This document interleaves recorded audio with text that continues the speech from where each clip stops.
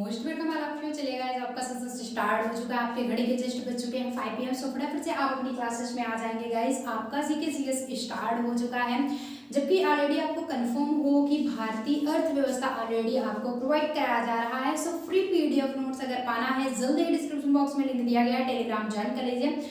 फटाफट से अपना डाउट्स क्लियर कर दीजिए। टोटल इन्फॉर्मेशन आपको पाना है, जल्दी ही आप टेलीग्राम ज्वाइन करेंगे, वहीं पे टोटल डाउट्स आपके क्लियर होते हैं।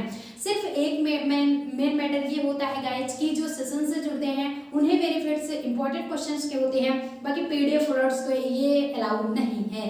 सो ज़्यादा से ज़्यादा सेशन से जुड़ने की यार कोशिश कीजिए और फटाफट से सेशंस को थम्स अप भी कर देंगे और ज़्यादा से ज़्यादा शेयर भी करते चलेंगे, जिससे कि फ्री ऑफ कोर्सेज में और भी स्टूडेंट्स आकर के जुड़ सकें। सो गाइस स्टार्ट किया जाता है। आपका फर्स्ट क्वेश्चन क्या होता है कि पंचायती राज किस योजना में प्रस्तावित हुआ था। आपका फर्स्ट है, सेकंड, थर्ड या फिर फोर्थ, जो कि आपके बोर्ड पर चारों के चारों ऑप्शंस दिख रहे हैं गाइस। आप कोशिश करेंगे आंसर देने की, देखते हैं कितने गाइस सही जवाब देते हैं। बिल्कुल द्वितीय, जितने भी साथी ऑप्शन नंबर सी बता रहे हैं यानी कि बी द्वितीय, वो सभी का ऑप्शन करेक्ट होगा। यहीं पे गाइस नेक्स्ट होता है आपका दिया गया है कि प्रथम पंचवर्षीय 22 नहीं परसेंट, चलिए कि प्रथम पंचवर्षीय योजना कब लागू की गई थी। अब यही सेशन से होता है, वेरी वेरी इंपॉर्टेंट है, बट यही चीज पीडीएफ में आपको रिमूवेबल मिलेगा। रिमूवेबल ये मिलता है क्योंकि जो सेशन से जुड़ेंगे सिर्फ वही इंपॉर्टेंट दे सकते हैं, बाकी और कोई भी नहीं देख सकता है। सो प्रथम पंचवर्षीय योजना कब लागू की गई थी गाइस? 1 अप्रैल 1949 को, या फिर 1 अप्रैल 1950 को। अप्रैल सब कुछ है, या फिर 1951, 1952 में। सो 1950 से लेकर के 1952 तक 4 के 4 ऑप्शंस दिए गए हैं, जो कि आप ऑलरेडी देख सकते हैं। चलिए देखते हैं कितने गाइस सही जवाब देते हैं। सो जितने भी साथी ऑप्शन नंबर से बता रहे हैं यानी कि 1 अप्रैल 1951 को, वो सभी साथी करेक्ट होंगे। प्रथम पंचवर्षीय योजना 1 अप्रैल 1951 में लागू की गई थी। अब ये पॉइंट्स रहने वाला है रिमूव, जो कि इंपॉर्टेंट सिर्फ तो सिर्फ सेशंस वालों के लिए है। अब ये पीडीएफ वाले भैया नहीं देख सकेंगे। नेक्स्ट यहाँ पे 22 होता है, थोड़ा सा जिगजैग हो गया, बाकी और कुछ नहीं है कि योजना आयोग का पदेन अध्यक्ष कौन होता है। Who is the head of the योजना आयोग?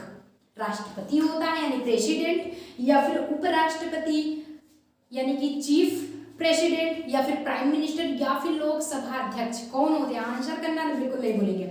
चलिए गाइस देखते हैं कितने गाइस सही जवाब देते हैं। बिल्कुल प्रधानमंत्री, prime minister is the correct answer. जितने भी साथी प्राइम मिनिस्टर बता रहे हैं वो सभी साथी करेक्ट होंगे। नेक्स्ट यहीं पे होता है गाइस 25 है कि क्वेश्चन से देखिए मत मतलब रखिएगा 25 है कि 24 है, ऐसा नहीं है। आपसे क्वेश्चन बाय क्वेश्चन मिल रहा है, ये इससे आपका कंफर्म होना चाहिए। 2008 से 2009 के बजट के अनुसार जो बजट था, करों पर शिक्षा उपकर की प्रतिशत है, क्या परसेंट है? 2, 3, 4 या फिर 5? किस पे है? शिक्षा उपकर पे परसेंटेज लगता था, जो कि 2008 और 9 की बात किया जा रहा है, तो कितने परसेंट पे कर लगता था? ये गाइस आंसर करना नहीं बोलेंगे। बिल्कुल भैया 3% पे लगता था। सभी साथी 3% बता रहे हो, बहुत बढ़िया। 3% is the correct answer. 3% is the correct answer. यही पे गाइस नेक्स्ट आ जाता है आपका नेक्स्ट क्वेश्चन से क्या है कि भारतीय रिजर्व बैंक, जिसे आरबीआई कहा जाता है, के नव नियुक्त गवर्नर कौन है? कौन है भैया? योगेश अग्रवाल जी हैं, या फिर डी सुब्बा राव? ऑप्शंस आपके दिख रहे हैं, डॉक्टर आर चिदम्बरम, या फिर वी वैद्यलिंगम। 4 ऑप्शंस गाइस दिए गए, चारों के ऑप्शंस करना है।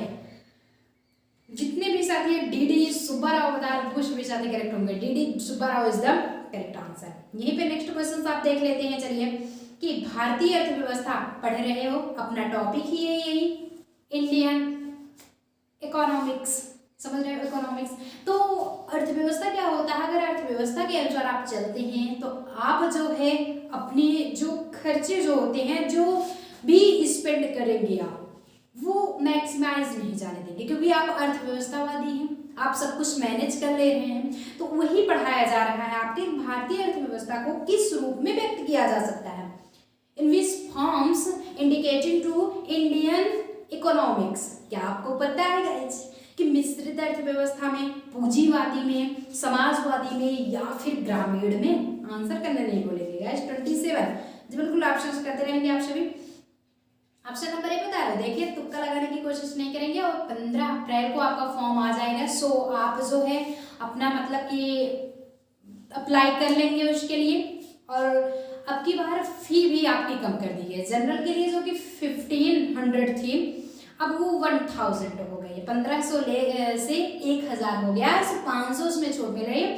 बाकी अनुसूचित जनजातियों के लिए, ST SC सब कुछ अन्य जाति वर्ग के लिए 250 रुपए की छूट। जैसे कि हर में आपको जब 500 रुपए की छूट हो रही है तो 250, क्योंकि आधा लगता था। जब 1500 सबका जनरल का लगता था तो उसमें 750 लगता था। अब 1000 हो गया है तो उसमें भी 500 में भी 250 छूट हो जाएगा। मतलब सब कुछ छूट मिल रहा है कि नहीं मिल रहा है, अब लग रहा है। सो गाइज अब 1000 में ओनली 500 ही और सभी जातियों के लिए लगेगा। बेस्ट ऑफ लक, बढ़िया से अप्लाई कीजिए और नाउ आगे बढ़िए। अब ये चलिए इसका आंसर बता दीजिए फटाफट से, देखते हैं कितने गाइस सही जवाब देते हैं। बिल्कुल मिश्रित अर्थव्यवस्था इसका करेक्ट आंसर। यहीं पे गाइस अगर नेक्स्ट देखा जाए कि मिश्रित अर्थव्यवस्था का अर्थ क्या होता है। भैया मिश्रित अर्थव्यवस्था लगा तो दिए, लेकिन मिश्रित अर्थव्यवस्था होता क्या है? व्हाट इज द मिश्रित अर्थव्यवस्था? क्या है भैया? बृहद एवं कुटीर का सह अस्तित्व होता है, औद्योगिक विकास में विदेशों का सहयोग होता है, या फिर सार्वजनिक और निजी क्षेत्र का सह अस्तित्व होता है, या फिर उपरोक्त में से कोई नहीं। चौथे ऑप्शन भैया कह रहे हैं हम बिल्कुल एकदम से अलग है, एकदम से अलग हो। चलिए 28 ऑप्शंस करते रहेंगे। जितने भी साथी सार्वजनिक तथा निजी क्षेत्र का सह अस्तित्व, निजी क्या है? प्राइवेटली, एंड सार्वजनिक क्या है? पब्लिक। पब्लिक प्लेस हुआ, प्राइवेट प्लेस हुआ, तो मतलब कि ये अपना खुद का निजी और सभी पूरी दुनिया का क्षेत्र का जो सह अस्तित्व होता है वो मिश्रित होता है, क्योंकि मिश्रित का मतलब होता है दोस्तों मिला हुआ। अब कंफर्म हो गया होगा। चलिए नेक्स्ट क्वेश्चन पे फोकस डालेंगे। नेक्स्ट क्वेश्चन क्या है? आर्थिक विकास की दृष्टि से भारत क्या है? विकसित राष्ट्र है या फिर विकासशील राष्ट्र? और विकसित विकासशील क्या होता है? विकासशील मतलब अभी डेवलप कर रहा है, डेवलपिंग पे है, और जो डेवलप्ड हो चुका है, जो विकसित हो चुका है वो विकसित कहलाता है। जो प्रोग्रेस कर रहा है अभी कंटिन्यू वो विकासशील है। अविकसित है मतलब बिल्कुल विकास नहीं कर रहा है, या फिर अर्ध विकसित की आधा विकास हो चुका है। क्या है भैया? आर्थिक विकास की दृष्टि से भारत का क्या कंडीशंस है? भैया विकासशील राष्ट्र है, अभी डेवलपिंग पे। जैसे कि अमेरिका विकसित देश है और भारत क्या है? विकासशील है। अब कंफर्म हो गया होगा। यहीं पे नेक्स्ट होता है आपका कि बंद अर्थव्यवस्था का तात्पर्य क्या होता है? क्या किसी को बंदी बना लिया जाता है? क्या बात है?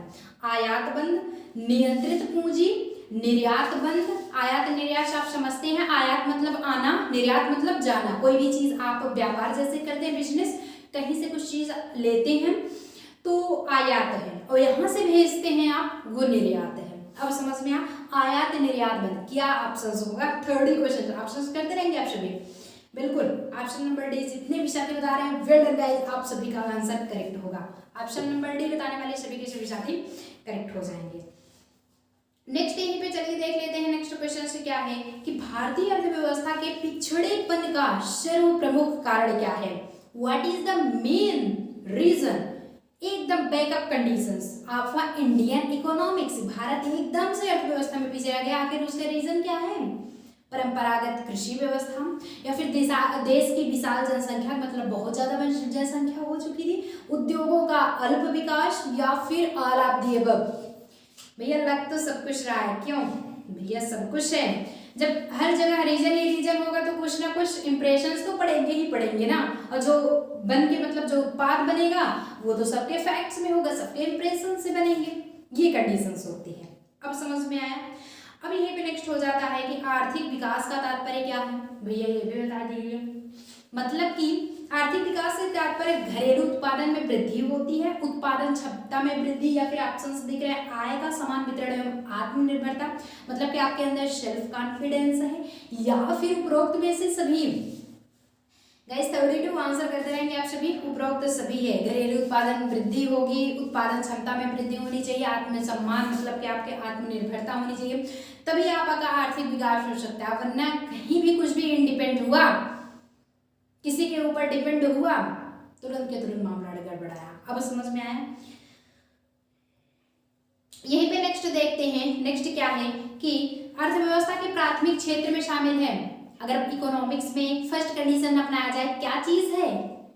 आपकी कृषि से रिलेटेड है, वन, उत्खनन, या फिर ये सभी क्या है गाइस, 33 ऑप्शंस करते रहेंगे, ये सभी है आपकी कृषि भी है, वन भी है, आपके उत्खनन भी है, तीनों मिला करके सब कुछ क्या है अर्थव्यवस्था की प्राथमिकता को अपनाए हैं।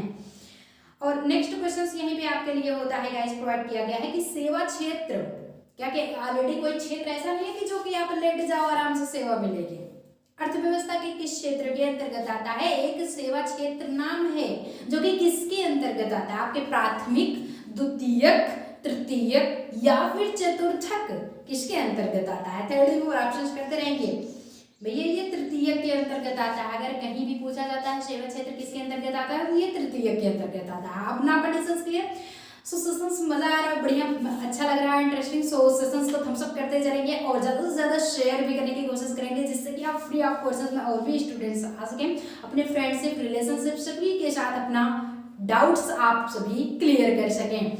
सो अगर आप इस फैमिली में नए हैं तो जल्द ही इस फैमिली को सब्सक्राइब करके नोटिफिकेशन ऑल पे प्रेस कर देंगे, जिससे कि रोजाना यहाँ से डायरेक्ट लाइव हो और क्लास टाइम आपको पता हो जाए। लाइव टाइम ना पता हो, डिस्क्रिप्शन बॉक्स में लिंक दी गई है, तुरंत के तुरंत अपना डाउट्स क्लियर कर सकेंगे। अब यही पे गाइस नेक्स्ट क्वेश्चन आपके लिए होता है। नेक्स्ट क्वेश्चन क्या है कि भारत में राष्ट्रीय आय की गणना का कारण क्या है? अब बताइए, भारत में जब राष्ट्रीय आय का गणना किया जाता है उसका रीजन क्या है? केंद्रीय सांख्यिकीय संगठन या फिर राष्ट्रीय सांख्यिकीय संगठन, योजना आयोग या फिर रिजर्व बैंक ऑफ इंडिया यानी कि आरबीआई। 35 बताते चलेंगे। केंद्रीय सांख्यिकीय संगठन is the correct answer. Option भैया ए वही है ना, और कोई तुक्का देखिए ना लगाइए, बिल्कुल नहीं। यहाँ पे हर किसी का लाइव चैट पढ़ा जा रहा है और हम चाहते हैं कि सभी के सभी लाइव सेशन से जुड़े जी। बिल्कुल कंफर्म हुआ? किसी को कुछ डाउट्स तो नहीं है? डाउट्स हो तो पूछ लीजिए, क्योंकि जब बस चलने की बारी है। और सेशंस में ऑलरेडी न्यू आपका सेशंस होने वाला है, मतलब कि नई क्लास जो लेंगे वो रीजनिंग की क्लासेस 7 PM पे, आना ना भूलिए। क्लासेस आपकी 7 PM पे होगी रीजनिंग की। 2-4 दिन से इशू हो रहा था, क्लासेस आपके बिल्कुल इशू हो रहे थे, उसके लिए बिल्कुल डोंट माइंड, हम कवर कराएंगे। आपका 15 अप्रैल तक ऑलरेडी फॉर्म आ जाएगा और जो एग्जाम होगा वो जुलाई में लगभग 1 से 7 डेट के बीच ही होगा। और हम चाहते हैं बढ़िया से आप कवर कीजिए, बढ़िया से तैयार कीजिए। कोई भी पॉइंट्स न समझ में तुरंत डिस्क्रिप्शन बॉक्स में आप लिंक दी गई है, अपना तो पढ़िए, न समझ में आए तब भी टेलीग्राम से पूछिए, लाइव चैट चल रहा है वहां से कंफर्म कीजिए, मेन कमेंट बॉक्स से लिए, लेकिन डाउट्स जरूर अपना क्लियर कीजिए। सो आज चले फिर। सो आज के सेशंस में गाइस बाय, जितने भी गाइस जुड़ चुके हो एक बार फिर से वेल डन। मिलेंगे नेक्स्ट सेशंस में 7 PM पे, आना ना भूलिए। Till then all the very best.